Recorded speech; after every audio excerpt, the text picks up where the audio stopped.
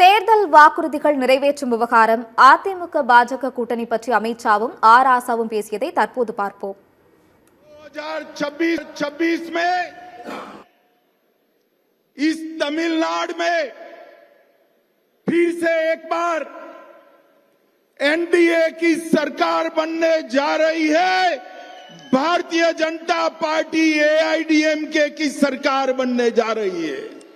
உங்ககிட்ட எல்லாம் சொல்றேன், வரக்கூடிய 2026 ஆண்டு தேர்தலில் என்டிஏ கூட்டணி மிகப்பெரிய வெற்றியை பெற்று भारतीय जनता कक्षी அதிமுகவின் கூட்டணி ஆட்சி அமைக்கும். अब चुनाव में जा रहे हैं. अब तक इनके घोषणा पत्र के 60% वादे पूरे नहीं हुए हैं. திமுக அரசு தேர்தல் நேரத்தில் மக்களுக்கெல்லாம் ஒரு வாக்குறுதி பட்டியல் கொடுக்கறாங்க. ஆனா அந்த வாக்குறுதி பட்டியல்ல 10% கூட நிறைவேற்றவில்லை அவர்கள். ஆனால் 90% நிறைவேற்றியதாக அவர்கள் கூறிக்கொள்கிறார்கள். மாற்றுக் கட்சி அரசாங்கம் அந்த மாநிலத்தில் நடந்தால் ஆதாரமில்லாத குற்றச்சாட்டுகளை சொல்வதும், மதவாத பிளவை வேண்டுமென்றே உண்டாக்கி அமைதியாக இருக்கிற ஒரு மாநிலத்தில் சட்ட ஒழுங்கு பிரச்சனையை, கலவரத்தை தூண்டி அதன் மூலம் அரசியல் ஆதாயம்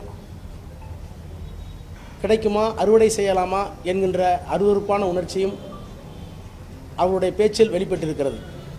ஆனால் தமிழ்நாடு ஒரு அமைதி பூங்காவாக இருப்பதை அவர்கள் விரும்பாமல் அரசியலுக்காக மிகவும் கீழ்த்தரமான நடவடிக்கைகளை மேற்கொண்டுள்ள அமித்ஷா அவர்களுடைய பேச்சை, போக்கை தமிழக மக்கள் ஒருபோதும் ஏற்க மாட்டார்கள். தேர்தல் அறிக்கையில திமுக சொன்னதுல 10% நிறைவேற்றிருக்காங்க, 90% நிறைவேற்றி வாங்கன்னு கூப்பிடுறாங்க. நானும் கூப்பிடுறேன்.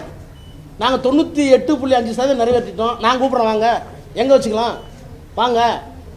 அரசு ஊழியர்களுக்கு ஓய்வூதிய திட்டம் மட்டும்தான் நிற்கிது. அதுக்கும் ஒரு குழு போட்டிருக்காரு முதலமைச்சர்.